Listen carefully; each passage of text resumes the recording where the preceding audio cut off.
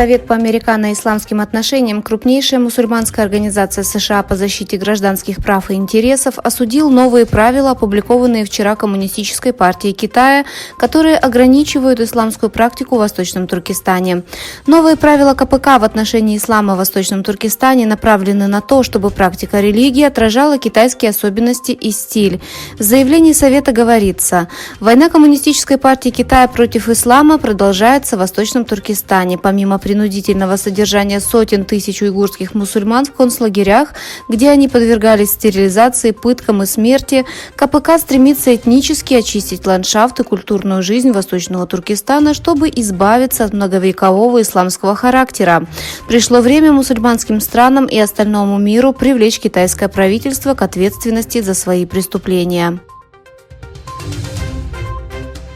Многие конфуцианские институты были закрыты, поскольку некоторые западные страны объявили институты Конфуция органом, управляемым правительством Китая. Но похоже, что китайское правительство расширило культуру и идеи китайского языка, полагаясь на материальные ресурсы и увеличивая количество конфуцианских институтов в Казахстане. Наблюдатели считают это странной и опасной ситуацией. Согласно специальному отчету Евразийской сети Колумбийского университета в США, заместитель министра образования Китая Сунь Яо посетил Казахстан и Узбекистан. Переговоры между Китаем и Казахстаном были сосредоточены на создании Казахстанско-китайского научно-исследовательского центра при Национальном университете Фараби, одном из самых известных университетов Казахстана. Ведущие данные об экономической активности в обрабатывающей промышленности Китая свидетельствуют о продолжающемся сокращении сектора в последнем квартале года. Индекс менеджеров по закупкам в обрабатывающей промышленности, объявленный Национальным статистическим управлением Китая, хотя и вырос до 49,2, что на 0,2% пункта больше, чем в предыдущем месяце, оставался ниже порога роста. В сентябре-марте индекс деловой активности в обрабатывающей промышленности страны пошел на спад после роста в первые 3 месяца 2023 года, когда были отмечены признаки восстановления после COVID-19, и продолжил снижение в последнем квартале после того, как впервые за 5 месяцев превысил порог роста в 50 пунктов.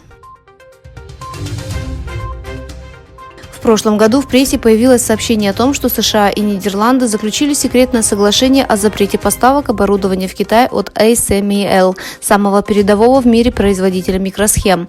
Однако последние результаты показывают, что голландская компания продолжает массово продавать современное оборудование Китаю, несмотря на санкции. Как сообщает Japan Times, от 26 января соглашение, достигнутое между США и правительством Нидерландов, не может помешать ASML продавать современное оборудование Китаю, в то время как в этом контексте правительство Нидерландов подвергается критике за то, что оно дало зеленый свет на транспортировку большого количества оборудования в Китай.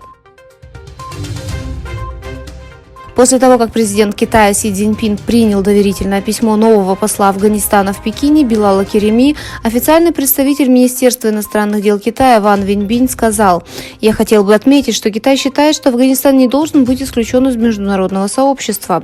Посол Китая был первым послом, вручившим верительные грамоты руководству Талибана.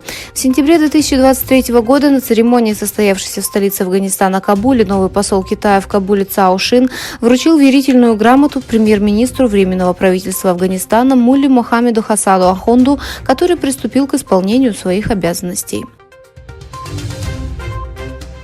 Компании, контролируемые Коммунистической партией Китая, заманивают африканские страны в долговую ловушку под предлогом инвестиций.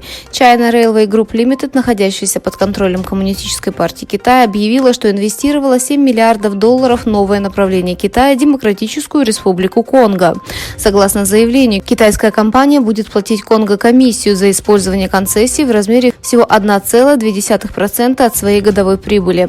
70% внешнего долга Джибути, ранее занимавшего видное место благодаря своему стратегическому расположению в проливе Баб-эл-Мендеб, принадлежит Китаю.